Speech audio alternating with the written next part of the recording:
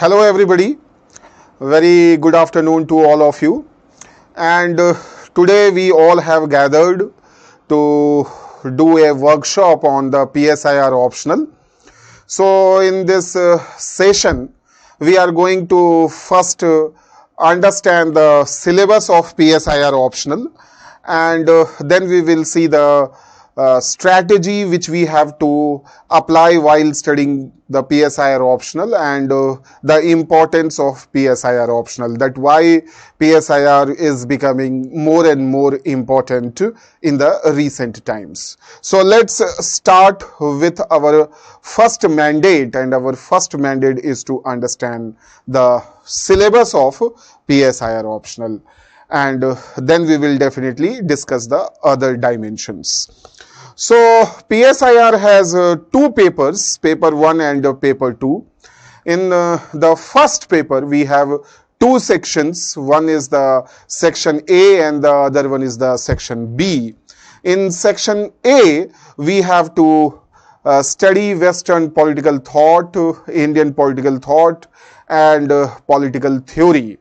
And then in the section B we have to cover the Indian government and politics. And when it comes to the paper 2, the first part of paper 2 is section A, which talks about, or which is about comparative politics and the theories of international relations. And the section B deals with the India and world. So let's have a brief discussion of the syllabus and how the syllabus, understanding of syllabus, and why the understanding of syllabus is very important. Then only we will move to the Indian political thought. Now the second question comes to our mind, that once we understand WPT and once we develop the fundamental concepts of political science and once we become so-called expert, or we become confident about our knowledge of the Western political thought and the political theory, then we have to jump into the IGP part, that is Indian government and politics. Now here also we need to understand one thing, that IGP is not and should not be related with general studies paper 2. Although whatever you are going to study in the Indian government and politics, it will definitely, visibly or invisibly, will always help you in the general studies paper 2. But what is the crux here? What is here? What we have to understand here is that when we are covering IGP, Indian government and politics, we will not study it from the GS perspective. For example, preamble you have to study. In GS you have to only know what is preamble, the sources of preamble, the goals of preamble, from where different words came in preamble, some of the what are the petty debates related with the preamble. For example, one debate you will see whether the preamble is part of the constitution or not, right? Second debate, whether the preamble can be used to interpret the constitution or not. Third debate, whether the preamble is the source of power or not, and is it justifiable or not. So in GS iske aage hum beyond nahi ja sakte hain, right? I am just giving one example because our main intention is to create some kind of awareness in you. Aditya Barun, good afternoon Aditya.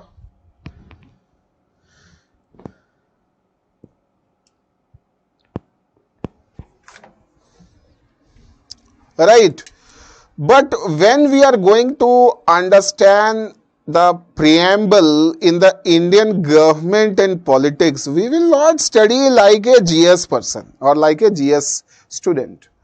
We will try to understand preamble from the schools, from the WPT.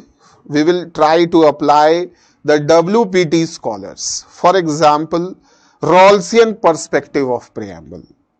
And this time question also came with respect to Ambedkar's perspective of justice, the word justice used in the preamble, and the John Rawls perspective. So that is a very important concept here, that John Rawls perspective and the Ambedkar's perspective. So they can, what they can do, they can tell you to interpret the preamble using the Rawls perspective or Hobbes perspective, how we can use the Hobbesian ideology to interpret the, or what is the link between the Hobbes theory and the Indian preamble, or what is the link between the John Locke and Indian preamble, how far the John Locke's idea can be used to interpret the preamble, or what is the relationship between the John Locke and, for example, the word liberty of faith, expression, belief, faith and worship, it is written in the preamble. Or the Rousseau, from the Rousseau's point, if you will see, the word is written, we the people of India. So that can be related with the popular sovereignty concept given by the Rousseau and the general will concept given by the Rousseau, because Rousseau said that sovereignty should not lie with the institutions of executive, legislature or judiciary or with the state. Sovereignty is always lying with the will of the people, and that will is the ethical will of the people, and that is popularly known as the general will. So we are using the Rousseau's perspective to understand Indian preamble. Or for example, Ambedkar's perspective was always egalitarian in nature, and he said that justice means, political justice means there cannot be fair rule until and unless, or there cannot be democracy for SC/ST until and unless there is not democracy by SC/ST. That means he actually wanted to focus on that democracy for people and democracy by people. So he said that democracy by people is more important, because until and unless there is no democracy by people, there cannot be democracy for people. यानी जब तक कमजोर लोग सत्ता में नहीं आएंगे, तब तक कमजोर लोग के लिए फेवर में लॉज नहीं बनेंगे, उनके साथ न्याय तब तक नहीं होगा जब तक खुद कमजोर लोग सत्ता में नहीं है. So there cannot be justice for people until and unless there is justice by people. So that is the egalitarian version of Ambedkar, and Ambedkar is basically specifying that justice always means that it should be in the favor. You cannot do justice until and unless your policies are in the favor of weaker section. Are we understanding this? Whereas if you will try to compare the Ambedkar's thought with the John Rawls, right? Then John Rawls will say that justice is something which is a fairness, which is a fair to all, not only fair to the poor or fair to women or fair to vulnerable section.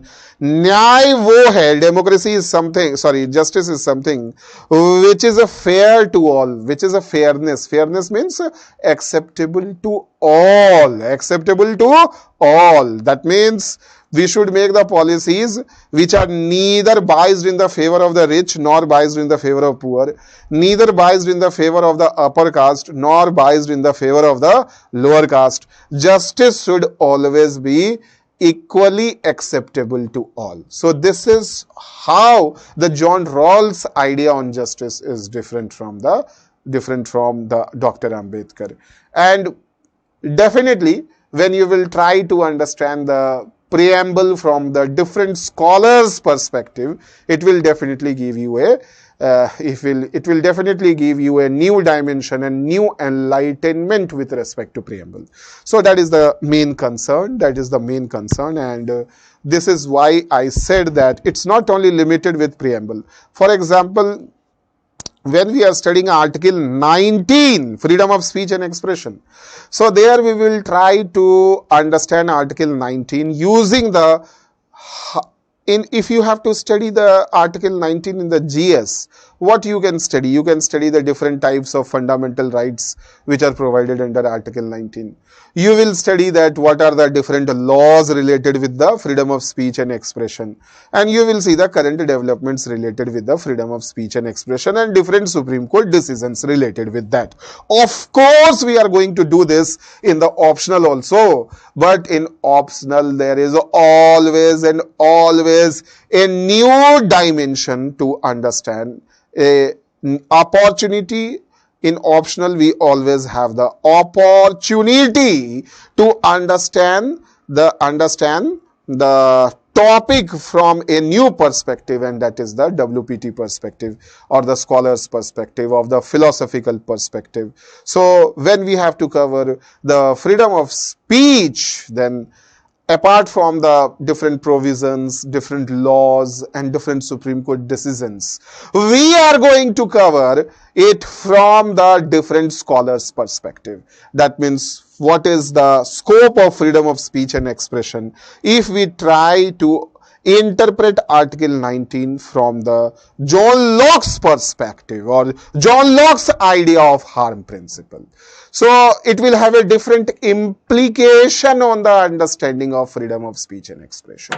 And definitely the whole understanding of Article 19 will change if you will use the J.S. Mill freedom of speech and expression. So J.S. Mill also believes in the harm principle, and John Locke also believes in the harm principle, but there is a difference in the harm principle of John Locke which will create different kinds of implications, and there is a different harm principle of J.S. Mill which will create a different implication on the scope of freedom of speech and expression. And then we have the contemporary scholars like Lee Bollinger, 1986. So when Lee Bollinger will come into the picture, he will give his ideas of free speech, right? So harm principle is one of the philosophy which is used to interpret the freedom of speech and expression, and harm principle basically says that your freedom of speech ends where you start causing harm to others. Now the understanding of harm is different for John Locke, and the understanding of harm is different for the J.S. Mill. But free speech says that you have the right to speak till your speech is not converting into physical violence. Means it has a different understanding. That means it says that words are not sharper than swords. That means as long as we are causing the emotional harm or emotional violence, the freedom of speech should not be restricted. The only point where you have to stop is where you start causing the physical violence to the society or physical harm to the society. So the whole implication changes after 1986, because in 1986 Lee Bollinger gave his ideas of free speech that words are not sharper than swords, whereas the harm principle fundamentally believes that words can even be more sharper than the swords, or equal to the sharpness of the sword. So this will definitely help us in widening our thoughts on the freedom of speech and expression. Similarly, when we will study the other dimensions of Indian government and politics, we will definitely try to use the opinion, try to understand the different dimensions of constitution, not only using the different laws and Supreme Court decisions, but using the different scholars, Western scholars, of both modern Western scholars and contemporary Western scholars, and even the contemporary Indian scholars. There are so many contemporary Indian scholars whose opinion and whose philosophy plays a vital role in understanding the dynamics of the Indian government and politics. So that is going to be definitely a very, very interesting area when we are going to cover the section B, Indian government and politics, and it will be beyond your imagination when you will start studying IGP, because